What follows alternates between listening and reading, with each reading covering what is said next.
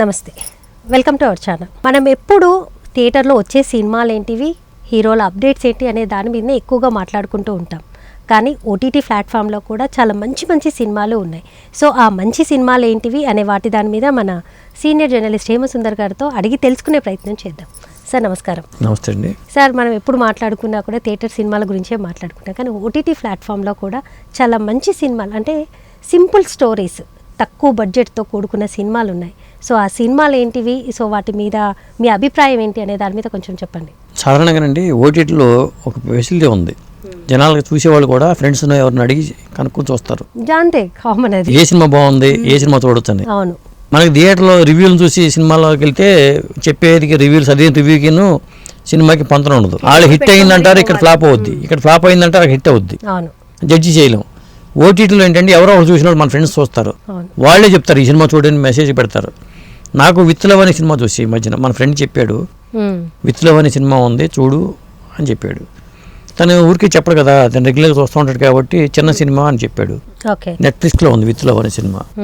అభిషన్ Jeevinth hero పేరు, Anaswara Rajan heroine. ఈ మధ్యన ఛాంపియన్లో చేసింది. ఓకే. అది నెట్ఫ్లిక్స్లో ఈ సినిమా ఉంది. లాస్ట్లో ఫిబ్రవరిలో రిలీజ్ అయిందంట. సింపుల్ కథ, సింపుల్ కథనే ఆ చెప్పే విధానంలో ప్రత్యేకత ఉంది. అది హీరో ఫిజిక్ కాదు, మన ప్రదీప్ రంగనాథన్ లాగా. అతను tourist family director. Tourist family అని మధ్య పెద్ద హిట్ అయింది ఓటీటీలో. ఆ సినిమాకి డైరెక్టర్గా పనిచేసిన కుర్రాడే ఈ సినిమాలో అభిషన్ జీవంత్. హీరోగా అనస్వర రాజన్ హీరోయిన్గా చేసిన సినిమా ఇది. ఇదండి సినిమా చెప్పాలంటే. ఈ సినిమా చాలా బాగుంది. అంటే మీకెందుకు అంతగా హార్ట్ టచింగ్ అనిపించింది ఆ సినిమా? అది నాకే కాదు, యూత్కి అందరికీ కనెక్ట్ అయ్యే సినిమా. కథాపరంగా ఏంటంటే వీళ్ళ అక్క, నువ్వు పెళ్లి చేసుకోరా బాబు, ఈ ఒంటరికి ఎంతకాలం ఉంటామని ఒత్తిడి చేస్తుంటే అమ్మాయిని కలుసుకుందాం అట్లాంటి అమ్మాయి ప్రపోజల్ వస్తే వెళ్తాడు.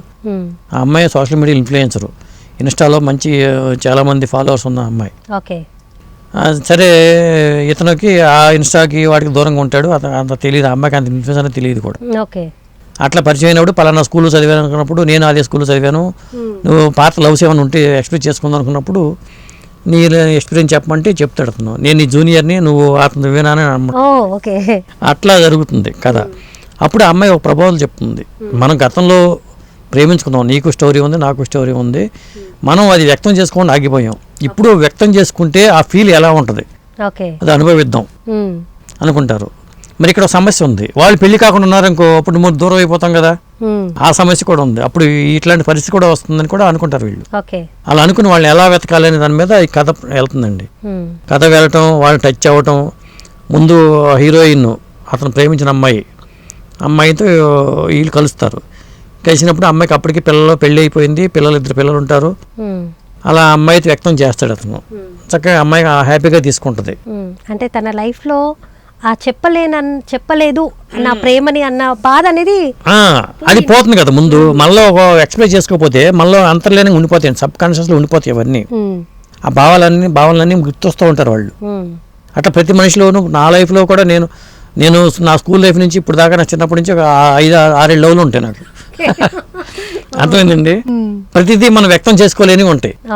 చాలా వరకు వ్యక్తం చేసుకోలేము. ఆ వయసులో మనకు టీనేజ్లో భయం పడతాం కాబట్టి వ్యక్తం చేసుకోలేము.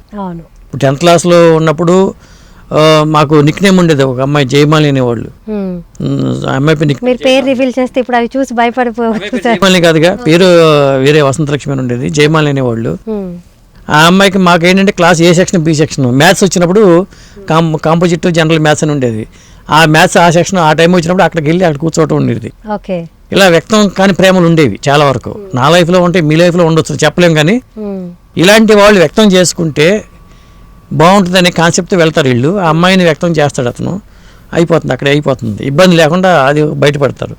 తీరా మరి అనస్వర రాజన్ ఎవరిని ప్రేమించింది, ఆ ప్రేమించిన స్టోరీ చెప్పింది కాబట్టి అతను కలుద్దాం, అతను ఎక్కడ ఉంటాడు అనేది ఒక పెద్ద ఇంట్రెస్టింగ్ టాపిక్. మరి ఆయనకు పెళ్ళి అయి ఉంటుందా? ఇందులో ఏంటంటే అతను కూడా ఎంఐ సోషల్ మీడియా ఇన్ఫ్లుయెన్సర్ కాబట్టి ఈ అమ్మాయి అతను ఫాలో అవుతుంటాడు మారు పేరుతో. బాలాజీ అనే అబ్బాయి మారు పేరుతో ఫాలో అవుతుంటాడు. ఇతను హీరోకి టచ్లోకి వస్తాడు. అతను వచ్చినప్పుడు అతను పెళ్లి చేసుకోడు. నేను దొరికాడు, పద కల్పిస్తానని చెప్పి అతను అంటాడు. చీరాడిద్దరు అతను పెళ్ళి అవ్వలేదు కాబట్టి, వేరే ప్రేమికులు కాబట్టి కలిసిపోతారని భయం ఇతంది. అలా ఆ డైరెక్టర్ చివరికి ఏమైంది ఈ సినిమాలో ఓకే. ఈ హీరో ఆ అమ్మాయిని చేసుకున్నాడా లేకపోతే పాత ప్రేమికుడిని చేసుకుందా అనే ట్విస్ట్. సినిమా కథాపరంగా ఇంట్రెస్టింగ్ అంశము, దాన్ని చెప్పిన విధానంలో కూడా చాలా బాగా చెప్పారు. కానీ ఇది ప్రతి ఒక్కరి లైఫ్లో ఖచ్చితంగా ఉంటుంది సార్ ఇలాంటి స్టోరీస్. ఉంటుంది, వాళ్ళు వ్యక్తం చేసుకోలేరు. ఆడపిల్లలు కూడా భయంగా ఉంటారు, తల్లిదండ్రులు భయాలు ఉంటాయి, మనసులో భావాలున్నా వ్యక్తం చేసుకోలేరు. ఇప్పుడు నా ఆటోగ్రాఫ్ స్వీట్ మెమరీ సినిమా ఉంటుంది, పాత ప్రియురాళ్ళందరూ కలుస్తూ ఉంటాడు రవితేజ వెళ్ళి, అది కొత్త కాన్సెప్ట్. ఇలా ఇది ఒక కొత్త కాన్సెప్ట్. ఇలాంటి కాన్సెప్ట్ ఉండటం గొప్ప విషయం కాదు, అలాంటి కాన్సెప్ట్ని అందంగా తీయగలటం గొప్ప విషయం. ఇక్కడ అందంగా తీశారు, కన్విన్సింగ్గా తీయగలటమే ఇక్కడ ప్రత్యేకతని చెప్పాల్సి వస్తుంది. ఈ సినిమా అంత బాగా చేశారు. అంటే నిర్మాతగా చెప్పాలంటే ఈ సినిమాకి రజనీకాంత్ గారి కూతురు ఈ సినిమాకి నిర్మాత. అది అనశ్వర రాజన్, మలయాళంలో మంచి పేరున్న హీరోయిన్, మరి చాలా సినిమాలు చేసింది. ఆ అమ్మాయి కూడా వీళ్ళు ఇప్పుడు పెళ్లి చూపుల దగ్గరికి వచ్చినప్పుడు ఏజ్కి 10th క్లాస్ అప్పుడు ప్రేమికులు కాబట్టి ఆ ఏజ్ కూడా చక్కగా సరిపోయారు వాళ్ళు. ఆ డ్రెస్ మెయింటైన్ చేసినప్పుడు ఏమీ మనకి అసలు కనిపించదు, వాళ్ళు వేరేలాగా. అంటే చిన్నప్పుడు ఉన్న గెటప్ వేరే ఫేస్, ఇప్పుడు ఫేస్ వేరేది ఏమీ లేదు. లేదు, అప్పుడు సరిపోయింది వాళ్ళకి, చక్కగా మ్యాచ్ అయింది కూడా. అదండి, అందువల్ల సినిమా చూడాల్సిన సినిమా. మనకి ఏంటంటే ఓటీటీలో దొరుకుతూ ఉండే సినిమాలు కనిపిస్తూ ఉంటాయి, ఏది చూడాలో తెలియదు. అది చూసి మనం మార్చేయటం కన్నా విత్ లవ్ అనే సినిమాని ఎవరైనా చూసుకుంటే మాత్రం మంచి సినిమా చూసిన భావన అనేది కలుగుతుంది. ఓకే సార్, మీకు అలాంటి మంచి లవ్ స్టోరీ ఏదైనా ఉందా సార్? మీరు ఎవరైనా వ్యక్తపరచని సినిమా అంటే వ్యక్తపరిచినవి ఉన్నవి, వ్యక్తపరచనివి చెప్పండి, వ్యక్తపరిచినవి వద్దు. అదే ఇప్పుడు అదేనండి, నేను 6వ తరగతిలో ఉన్నప్పుడు, మనకి చిన్నప్పుడు 6వ 7వ తరగతిలో కూడా ప్రేమిస్తారని ఇన్ఫాక్చుయేషన్ అంటే ప్రేమ అని చెప్పం. అది కొంతమంది చూస్తే ఒక గౌరవభావం ఉంటుంది, ఆ గౌరవభావం మన ప్రేమ అనుకుంటే పొరపాటు. ఓకే, అది ఉంటుంది. కొంతమంది మీద ఆకర్షణ ఉంటుంది, అది కూడా ప్రేమ అవుతుందో కదా తెలియదు. ఇప్పుడు లవ్ ఇన్సూరెన్స్ కంపెనీ సినిమా రాబోతుంది, దాంట్లో ఏంటంటే ప్రేమ అనేది 2040లో జరిగే స్టోరీ కాబట్టి ఈ రోజుల్లో ప్రేమ ఉంటుందా అనేది అక్కడ కాన్సెప్ట్. అబద్ధం, ప్రేమ అనేది అబద్ధం, లవ్ ఎట్ ఫస్ట్ సైట్ అనేది అబద్ధం అని చెప్తారు. ప్రేమను పట్టుకుని యాప్లు తయారు చేస్తాడు సూర్య. అట్లాంటి లవ్ స్టోరీస్ అండి ఈ కొత్త కాన్సెప్ట్, అది కూడా కొత్త concept. Love at first sight నిజంగా ఉందా అంటే ఉందని చెప్పాల్సి వస్తుంది. ఇప్పుడు ఎవరు మనకెంతో 100 మంది అమ్మాయిలు పరిచయం, 100 మంది అమ్మాయిలు ఒక అమ్మాయి మీద ఎందుకు ప్రత్యేకంగా మనకు దృష్టి ఉంటుంది అంటే ఆ అమ్మాయిలో ఏదో ప్రత్యేకత ఉంటుంది. నేను విజయవాడ నాగరిక కేంద్రంలో ఉన్నప్పుడు నిర్మల అనే అమ్మాయి మీద ప్రత్యేకంగా నాకు ఉండేది. నేను కూడా లెటర్ రాశాను అమ్మాయికి, మిమ్మల్ని పెళ్లి చేసుకుందాం అనుకుంటున్నాను అని చెప్పి లెటర్ రాశాను. మనకి చాలా ముఖంగా చెప్తున్నాను కానీ అప్పుడు తను ఏమందంటే నేను ఎప్పుడే పెళ్లి చేసుకునే ఆలోచన లేదు, ఒకవేళ ఆలోచన అప్పుడు చేసుకునేవాల్సి వచ్చినప్పుడు మాత్రం ఆలోచిస్తాను కానీ అని ఆ అమ్మాయి. ఇట్లాంటివి ఉంటాయి. మళ్ళీ నేను ఇంటర్ క్యాస్ట్ మ్యారేజ్ చేసుకోవాలి, నేను కూడా కూరగాయల దాంట్లో వేసి చేసుకోవాలి, నాస్తిక భద్రతలు చేసుకోవాలి, ఇట్లాంటివన్నీ ఉంటాయండి. అప్పుడు అవే కరెక్ట్ అనుకుంటాం, అప్పటికేమో అవే కరెక్ట్ అనుకుంటాం. వయసు మారే కొద్దీ మనకి అరే ఇంత సిల్లీగా ఆలోచించేవేంటి అనిపిస్తాం. మెచ్యూరిటీ లెవెల్స్ ఖచ్చితంగా అందరికీ పెరుగుతాయి. అవును, కాబట్టి ఏది లవ్ ఎట్ ఫస్ట్ సైట్, నిజమైన ప్రేమ, అదే ఆకర్షణ అనేది మనం అప్పుడు తెలియదు, ఆ ఏజ్లో మనకు తెలియదు, ఆ ఏజ్లో తెలియదు. టీనేజ్ లెవెల్లో కూడా చాలా ప్రమాదకరం అది. టీనేజ్ లెవెల్లో ఉండేది నిజాల లెవెల్ కాదు, ఆకర్షణ అది. కాబట్టి దాన్ని అసలు ప్రేమగా తీసుకోవడం కూడా కరెక్ట్ కాదనిపిస్తూ ఉంటుంది.